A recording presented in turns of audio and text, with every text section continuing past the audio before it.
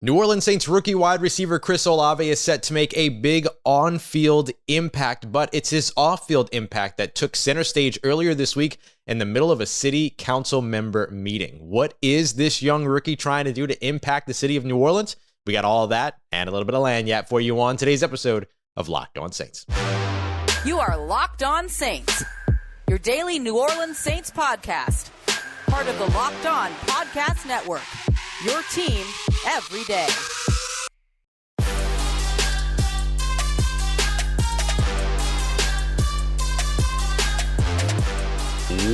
What is good, Who Dat Nation and Who Dat family? Welcome into another episode of Locked On Saints, your daily podcast covering the New Orleans Saints, part of Locked On Podcast Network, your team every day. Thanks so much as always, making Locked On Saints your first listen of the day every day. Don't forget that we're free and available on all platforms, including on YouTube as well. And I'm your host, Ross Jackson, at Ross Jackson Nola on Twitter. You can find me over at USA Today's Saints Wire, Tuesdays on Locked On NFL, and here with you every single Monday through Friday on Locked On Saints. On today's episode, we're going to break down some of the national storylines, or some of the New Orleans Saints storylines that the national media is completely missing out on. We're also going to discuss rookies at our reporting at New Orleans Saints camp today, what to watch for, what to know around that, including a new running back in the building expected for a workout. But first, I want to speak a little bit about Chris Olave. New Orleans Saints wide receiver is going to have a big time impact on the field, but he took some time on Monday at a city council office in City Hall to meet with some city leadership to discuss how he could use his influence to impact the community. In the middle of his conversation, which Nick Underhill of New Orleans Football and I were graciously invited to attend, we were able to hear a little bit of the conversation around what it is that he wants to do. I spoke with him afterwards, and we asked him a couple of questions, including one that I asked about why Chris Olave wants to do this, and if he was aware of the unique connection between the city of New Orleans and its football team, and whether or not that was a driving force behind why he wanted to get involved so quickly and so early. When I got here, it was kind of big to be able to be in the community and just being in the city not having the best resources, but just be able to, like I said, have that platform and be able to be a huge part of the community. It's huge for me.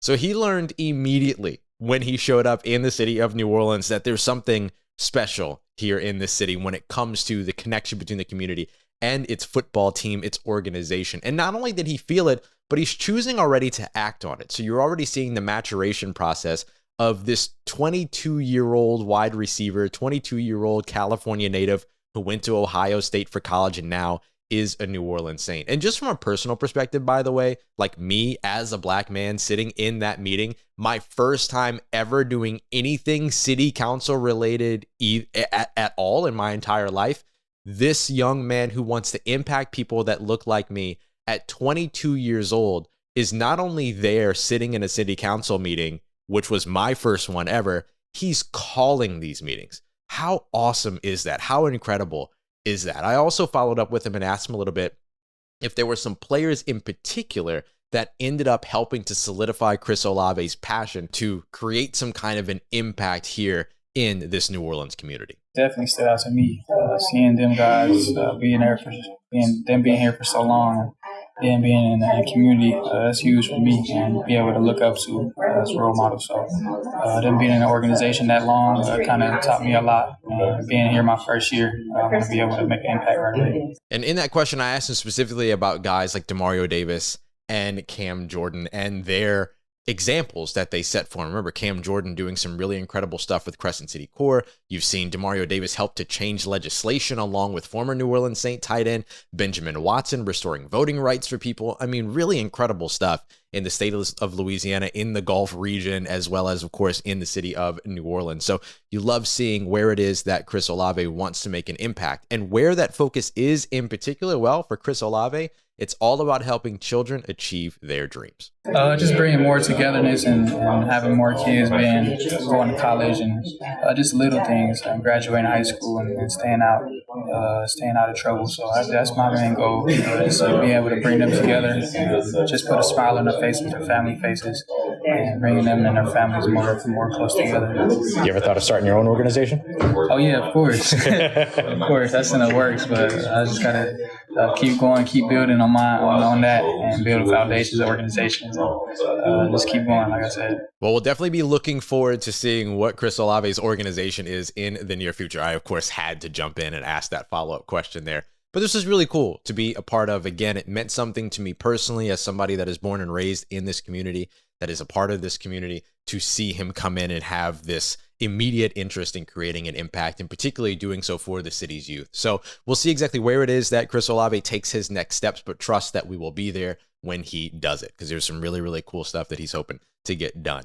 And I'm really looking forward to seeing what the young man is able to do here in the city. Finally, we did also talk to him about some football stuff as well. We didn't rob it, entirely of any football conversation here. He did speak a little bit about Jameis Winston's leadership. Nick had asked him a little bit about, the workouts in Miami, things like that. But one of the things that really stuck out to me was when I got the opportunity to follow up with him from the question that I asked him at the Combine earlier on this year in Indianapolis, when I asked him about, being in the Superdome again and how that worked out for him last time was pretty good.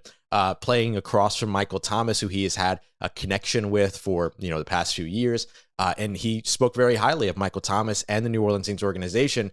And so I reminded him that, look, it's all a reality now. So what does that feel like? It's huge, man, to be able to play one of the best in the game. And I know he ain't played in a minute, but see what he did when he did play in games. That's huge for me. And being from Ohio State, he's from California also. So just to be able to play alongside him is going to be huge, and I'm going to learn a lot from him. So the New Orleans Saints rookie, along with all of the team's rookies, reports to training camp today, this Tuesday, the 19th, and gets started with camp in earnest next Tuesday on the 27th. Remember, Locked On Saints will be there, boots on the ground. It's going to be very exciting to see what it is that Chris Olave is able to get done, starting with training camp and then throughout his rookie season on the field. But perhaps some points will take the spotlight and we'll move it over to what he does off the field, as he's got some big plans while he's here in the city of New Orleans. I asked him what he hoped to do in 5 years and be able to get done, and we were able to picture that as if he was still in New Orleans. So, he's going to have that 5th-year option.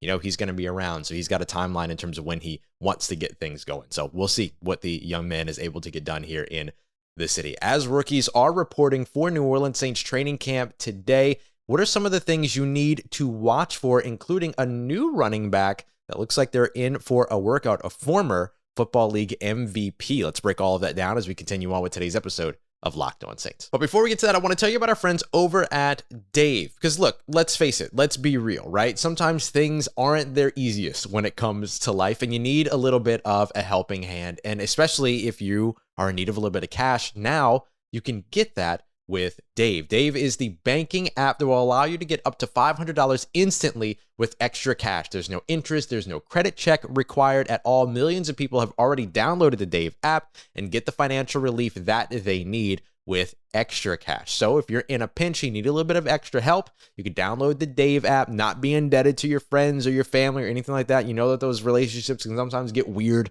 when money gets involved, and you can thank the helping hand of Dave instead. Download the Dave app for free on the App Store right now. That's DAVE. Sign up for an extra cash account, and you're going to get up to $500 instantly. For terms and conditions, make sure you visit dave.com/legal. Instant transfer fees do apply, and banking is provided by Evolve, member FDIC. Go and check it out today. Future you will thank you. All right, family, continuing on with today's episode of Locked On Saints. Thanks, as always, making Locked On Saints your first listen of the day every day. Which NFL stars move betting lines the most? Now, over at the Locked On NFL podcast, wherever you get your podcasts, or on YouTube, you can get our top 50 players thanks to Bet Online, the odds makers themselves, based on which players prove to be the most valuable in terms of moving betting lines for their team. The list for 40 to 31 just released today, and the first New Orleans Saint is on the list with Alvin Kamara at 37, moving those lines. So you can already see that the value of Alvin Kamara is absolutely there, is absolutely poignant. However, there's going to be some question marks around where he's going to be during the 2022 season, when he'll be available. We're going to discuss that in a little while, because boy, is that a story that the national media doesn't talk about enough. But first, I want to cover right now the rookies that are jumping into the 2022 training camp here. Rookies are reporting on the 19th today. So I just want to kind of go through a couple of the things that you should be watching for over the course of this week. You're going to hear a lot about drafted rookies and undrafted free agent rookies as well, but this is also a great opportunity for workouts for teams. So the New Orleans Saints are expected to work out a player that they have seen before back in 2017, running back Darius Victor. Now, Darius Victor has spent some time around with the Cardinals and a couple of other teams on and off throughout the NFL, but most recently he was awarded the most valuable player for the USFL, the first league in a while that has actually completed a full season. That's not the NFL. He was playing for the New Jersey Generals, 127 carries for 577 yards. It's about 4.5 yards per carry. That 577 rushing yards was over the course of 10 games. Don't forget that. And it was third in the USFL. He was only 2 yards behind second place, actually. And he had 9 rushing touchdowns, which led the entire USFL league. And of course, again, he was with the Saints in 2017. So the Saints still not necessarily putting to rest, getting a look at some of these running backs that are out on the market. And what better one would have the freshest legs than a guy, or maybe the most tired legs, I don't know, but would be freshest on the field is a guy like Darius Victor, who just walked off of the USFL run that he had. And again, MVP run on top of that. Now, there are a few UDFA storylines to keep an eye out on. First of which that I'll mention is Rashid Shaheed, the wide receiver and kick returner, explosive returner out of Weber State. He's somebody that brings a lot of speed, that brings a lot of return ability, that maybe could potentially help the New Orleans Saints depending upon what they want Deontay Harty's role to be in 2022. Maybe they want him to be more involved on the offense, less involved on special teams. That's where a guy like Rashid Shaheed could come in and maybe take over some of those responsibilities. However, he's been recovering from an injury, OTAs, mandatory mini camps. He wasn't really participating, though he was present. And so with that being the case, how quickly can he get out on the field during training camp? Will he be able to report here during the rookie week? Will he wait until everything really gets started on the 27th? And if he does, in either case, how quickly can he get out there? There have been a lot of players who have been rehabbing that have been at the facility here over the course of the past few weeks, more than likely. That oftentimes happens. So maybe he's one of those guys. I don't know. But we'll have to see when we get out on the field next Tuesday where Rashid Shaheed is, if he's practicing and if he's getting an opportunity there, because he could be a valuable asset for the New Orleans Saints, depending upon what they want to do with Deontay Harty. Think about the draft class of this year. And of course, names like Chris Olave and Trevor Penning are going to stick out. Alontae Taylor as well, who still hasn't signed his rookie deal yet. So something to watch for this week would be, now that he's back in the facility, will that rookie deal get signed? Remember, when it comes to a rookie deal negotiation like this, it's not the player versus the organization. It's the representatives of the player trying to make sure that they're getting the best that they can get for their player. If I had to guess, if I looked at, this just sort of completely objectively, stepped away from it and wondered why there's any type of contention over guaranteed money, think about what Alontae Taylor's 2 primary potential roles are. Starting cornerback opposite Marshon Lattimore, the second cornerback on the team, or special teams core player. Yes, of course, these agents want more guaranteed money for their player, because contract 2 for a starting cornerback looks very different than contract 2 for a core special teams player. So that is very likely why they're trying to get the most guaranteed money possible, just to make sure that they and their client see a large chunk of money from the very beginning, right? And are guaranteed a larger chunk of money from the very beginning. That would be my guess. But look for this deal to get done here over the course of the next couple of weeks, maybe even during just this rookie week. Now that he's in the building, this is the time for a contract to get signed as opposed to coming back. And if you think that you should be worried about Alontae Taylor's contract, look at some of the other players out there that still haven't signed their rookie deals, including Atlanta Falcons quarterback Desmond Ridder. This isn't unique to the New Orleans Saints. This isn't unique to Alontae Taylor or his team. This happens across the NFL all the time, and oftentimes these deals get wrapped up during this week of rookies reporting before the veterans show up for training camp. The other drafted players to watch over the course of this week, or that you're going to want to be hearing something about, are going to be the Jackson brothers, DeMarco Jackson and Jordan Jackson. No, they're not brothers, but we call them the Jackson brothers. I'm not one of their brothers either. My last name is Jackson as well. We're all having good fun here. But when it comes to Jordan and DeMarco, they may potentially be able to become more key defensive pieces than expected. And that all begins this week as well as throughout training camp. A couple of guys to watch in terms of hype: Lucas Krull, Smoke Monday, Dai'Jean Dixon. Everybody's looking for this hype. I can finally say now that we've got Dai'Jean Dixon's agent, Rob Brock, coming through on tomorrow's episode to talk a little bit about what it's like to rep a player, to be an NFL agent, to start your own agency. He's here from New Orleans, and he's really repping the city of New Orleans. So it's really cool to be able to bring Robert Brock in to be able to talk a little bit about that and his expectations for Dai'Jean going into his rookie season. But Lucas Krull, a guy out of a tight end out of Pittsburgh, 6'6", 250 pounds, moves really agile, moves really fluidly, moves the way that you wouldn't expect a 6'6", 250 pound guy to move. So he's going to be a lot of fun to watch. And of course, everybody's excited about former Auburn defensive back, big hitter Smoke Monday. He's going to be somebody we're going to highlight here in just a moment too, when we get into the stories that national media isn't paying attention to enough. You know, I got to bring up special teams in almost every episode. It is Locked On Special Teams after all. Does Smoke Monday have a role there? He very well might. So those are some of the things to watch out for throughout this week, as well as, you know, guys like Chris Olave, Trevor Penning, Alontae Taylor all getting their work in as well. You know, guys like Abram Smith looking to come up as well. I have a Twitter poll right now over on my Twitter account at Ross Jackson Nola. If you want to vote on it, who is the rookie, undrafted free agent rookie that you're looking forward to the most?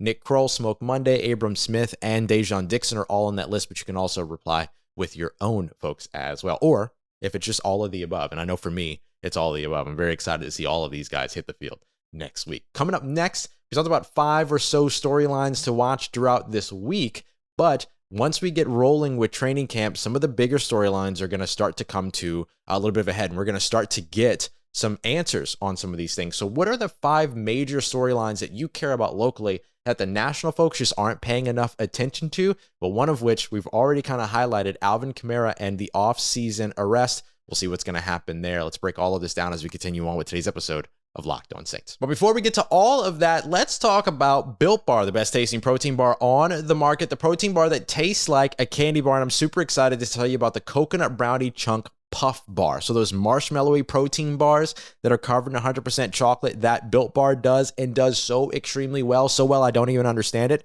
but I'm glad that they get it done. Well, they now have those marshmallowy, fluffy protein bars in one of everyone's favorite flavors in Coconut Brownie Chunk. Think about all of that texture.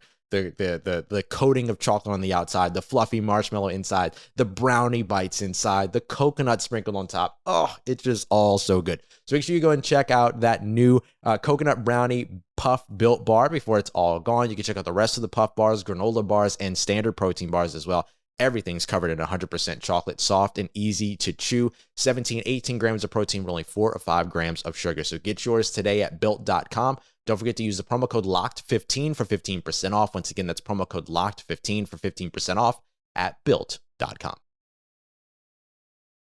Let's get it, Who Dat Nation. Wrapping up today's episode of Locked On Saints with 5 major storylines that the national folks just keep missing out on. I was watching one of the stations not too long ago, and they were kind of doing a Saints Day, and Gus Kattengill and I talked about it over on ESPN Radio NOLA, and they just completely didn't mention a bunch of stuff going on with the New Orleans Saints. Still believe that Taysom Hill, something like you don't give Taysom Hill that contract unless you don't believe in Jameis Winston. What contract? The dude's getting paid $10 million a year to play tight end. He's paid as a high-end tight end, not a quarterback, right? But people are still not getting it.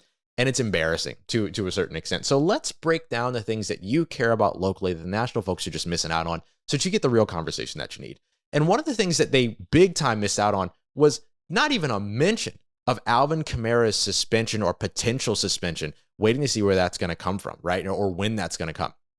The hearing has been moved to August, but and we've talked about like the whole legal process. Legal process has to wrap up before the NFL can hand down discipline and all that. We've broken all that down, I know, but it's worth remembering that for the New Orleans Saints, missing out on Alvin Kamara for 6 weeks is big. That's huge. And so getting guys like Darius Victor in the building, getting a look at guys like David Johnson and others, that's all huge and really, really important for what the New Orleans Saints are going to have to do. But also these other guys, Mark Ingram, Tony Jones Jr., Dwayne Washington, Abram Smith, Devine Ezigbo, the guys that are already in the building, Adam Prentice, who's like the lone fullback right now.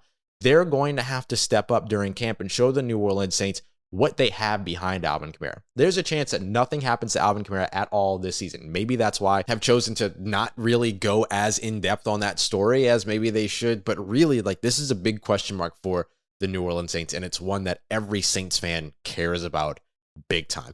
Another one that not a lot of folks are talking about is the interior defensive line question. Who's going to be the guy next to David Onyemata, and can David Onyemata get it back and get it started? I mean, he had a late start to the season last year because he was suspended for the first 6 games and then ended up having some issues, not issues, but, had to ramp up from there, right? Got to knock off all the rust when you haven't been on the football field for 6 weeks. So with all of that, how does he end up stepping up? What does he look like coming in? I'm so excited to see him in camp. And do guys like Jordan Jackson and Kentavious Street and Jaleel Johnson, the newcomers, unseat some of the familiar faces like Shai Tuttle and Malcolm Roach? So that's going to be a big time battle to watch all throughout training camp. And that's going to be something that's really important to the New Orleans Saints. They care very much about stopping the run and creating interior pressure. Those are 2 things that Dennis Allen's defense loves to do. And they're going to have to solve and answer questions on the interior before they can show whether or not they can get that done. Marshon Lattimore's wide receiver gauntlet. Look, Nick Underhill's broken this down a ton as well. He just put out a recent article on it that Marshon Lattimore has an incredible opportunity here to turn away any naysayers, right? He was number 2 on ESPN's top 10 list as voted on by players, coaches, and executives across the NFL when it comes to top 10 cornerbacks. He was number 2, right behind Jalen Ramsey.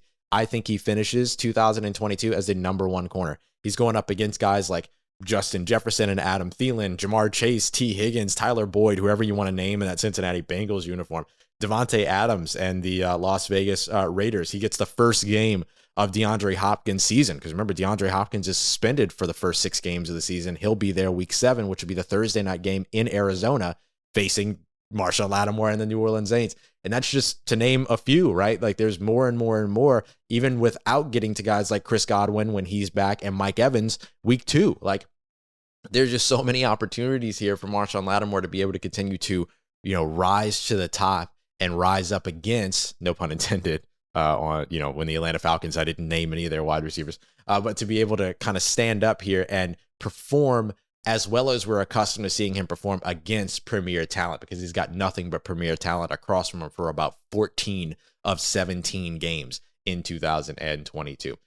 We mentioned Smoke Monday earlier, and I said we were going to come back to him. Here we go. The gunner battle opposite JT Gray. Who's going to be that guy? The New Orleans Saints were not the most efficient team when it came to punting and punt coverage. And some of that had to do with how many times they had to punt, which, if you remember from last week, we discussed how the Saints were 30th in the NFL when it came to 3rd down conversion rate. That's an offensive problem. But even on the efficiency metrics over on the punting side, the punt coverage unit wasn't as good as it has been over previous years. And a lot of that had to do with the inconsistency of play at gunner opposite JT Gray. So that's a big time position that's going to be looked at. Alontae Taylor could end up being that guy if Paulson Adebo holds on to the cornerback 2 spot, but also look for guys like Bryce Thompson, also a former Tennessee Volunteer, and Smoke Monday to get opportunities there as well. And finally, perhaps one of the biggest stories this offseason outside of the return of Michael Thomas and the return of Jameis Winston is the return of Wil Lutz.